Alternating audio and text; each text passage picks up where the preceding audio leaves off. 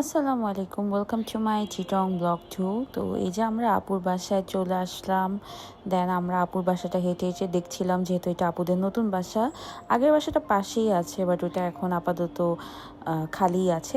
আর ওইটা ছিল ডুপ্লেক্স, আর আপুদের এই বাসাটা হচ্ছে ফোরপ্লেক্স। মানে প্রত্যেকটা ফ্লোর হচ্ছে ওর প্রত্যেকটা ছেলেমেয়ের জন্য আলাদা করে ফ্লোর করে দেওয়া হয়েছে।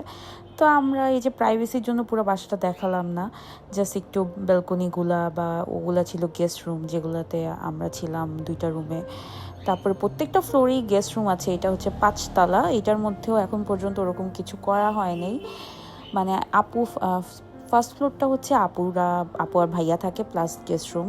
সেকেন্ড ফ্লোরে আপুর মেয়ে, তারপর ছোট ছেলের রুম, তারপর একটা গেস্ট রুম। তারপর উপর তলায় হচ্ছে আপুর বড় ছেলের রুম, সাথে সুইমিং পুল অ্যান্ড একটা গেস্ট রুম। প্রত্যেকটা ফ্লোরে একটা করে কিচেন অ্যান্ড লিফট দিয়ে দেওয়া। সো অনেক সুন্দর হয়েছে। লাইক বাসা বানালেই হয় না, বাসা বানানোর জন্য একটা রুচি থাকে, যেটা মাশাআল্লাহ আপু আর ভাইয়ের মধ্যে আছে। তা আমরা দিনের বেলা আবার ঘুম থেকে উঠে সকালবেলা হেঁটে হেঁটে পুরো বাসাটা দেখলাম। তো এখানে ওদের কুকুরটা ছিল অ্যালেক্স, আমরা ভয় পাচ্ছিলাম দেখে দাঁড়ানোর সামনে দাঁড়ায় ছিল। আর অ্যালেক্সকে দেখলে আমার অনেক মায়া লাগে, বাট আমার একটু ভয় লাগে, আমি অ্যানিমালস খুবই ভালোবাসি। তারপরে এই যে হাঁটাহাঁটি করে আমরা ব্রেকফাস্ট করলাম সকালে। পরে আপুর মেয়ের যে ব্যালকনিটা অনেক সুন্দর, ওইখানে কিছুক্ষণ বসলাম। আমার আরেক কাজিনের বেবিটা হাঁটাহাঁটি করছিল। তারপর ছেলেদের ব্যালকনিগুলো দেখছিলাম। আর এইটা হচ্ছে আপুর বড় ছেলের রুম থেকে যে ভিউটা, সুইমিং পুল আর সাথে একটা বড় ব্যালকনি। তো আমরা কাজিনরা মিলে এখানে বসে এই আড্ডা দিচ্ছিলাম, গান শুনছিলাম। খুবই ভালো লাগছিল, মনে হচ্ছিল যে মানে চিটং যাওয়ার পর, চিটং কিন্তু অনেক সুন্দর। লাইক আপনি চাইলেই পাহাড় দেখতে পারবেন, আপনি চাইলেই সমুদ্র দেখতে পারবেন। ইভেন বড় বড় হসপিটাল, স্কুল, কলেজ সবই আছে। সো আমার কেন জানি ঢাকা থেকে বেশি চিটং, আমি ঢাকা থাকি বাট আমার চিটং অনেক ভালো লাগে। তারপরে আমরা এই যে সুইমিং করলাম অনেকক্ষণ, খুবই শান্তি লাগছিল। কারণ অন্য জায়গায় গেলে তো অনেক মানুষ থাকে। তারপরে এই যে উপর থেকে অ্যালেক্সকে ডাকছিলাম, আমি ওকে দূর থেকে আদর করি, সামনে যেতে ভয় লাগে।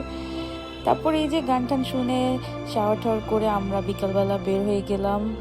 পতেঙ্গা যাচ্ছি আর কি, নেভাল যেটাকে বলে। তো ফর দ্য ফার্স্ট টাইম আর কি আমার হাজব্যান্ডের এখানে গাড়ি নিয়ে আসা, নিজের গাড়ি নিয়ে আসা। আগের বার তো আপুদের গাড়ি সাথে করে নিয়ে আসলাম, বাট এবার ভাবলাম যে আমাদেরটাই নিয়ে যাই, একটু ঘুরি নিজেদেরটা দিয়ে, একটু নিজেদের মতো করে। তো এই যে এখানে আসার পর দেখলাম অনেক মানুষ, অনেক চেঞ্জ হয়ে গেছে। মানে আমি এখানে মনে হয় আধা ঘন্টার মতো ছিলাম, সন্ধ্যাবেলা গিয়েছি। কোনো রকম বসে মানুষের জন্য আমার আবার এত ক্রাউডেড প্লেস বেশি একটা পছন্দ না। তারপরে এই যে এখানে যেটা ফেমাস, ওইটা একটু ট্রাই করলাম। তারপর অনেকগুলো দোকান দেখলাম, যেগুলো কক্সবাজারের মতো। এত ময়লা করে রেখেছে মানুষ, যে সুন্দর জায়গাগুলোকে। আমাদের দেশে মানুষের কারণে এই জায়গাগুলো আরও নষ্ট হয়ে যায় দিন দিন। তারপরে এই যে বাতাস খেতে খেতে আমরা আবার সবাই বাসার দিকে চলে গেলাম। তখন হচ্ছে রাত হয়ে গেছে, আর এই রোডটা দিয়ে খুবই ভালো লাগছিল দেখতে দেখতে। আপুর বাসায় আবার চলে আসলাম। তারপরে এই তো, এইটা হচ্ছে আমার একটা কাজিনের রুম ছিল, ওখানে আমরা কিছুক্ষণ আড্ডা দিলাম বাইরে লিভিং রুমেও। তারপর আপুর বড় ছেলে অফিস থেকে চলে আসলো, বললো যে খালামুনি চলে, এবার আমি তোমাদের একটু ঘুরে দেখাই।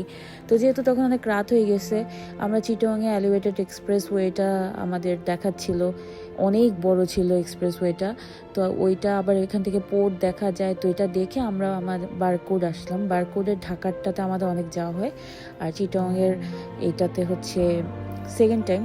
তারপরে এই তো আমরা ওখানে ভারী কিছু খাইনি, ফুচকা খেলাম, ড্রিঙ্কস খেলাম, কারণ বাসায় তো অনেক খাওয়া পড়তেছে আর পড়বে। তো খাওয়া দাওয়া করে আমরা আবার পতেঙ্গা হয়ে বাসায় চলে গেলাম। Thank you for watching.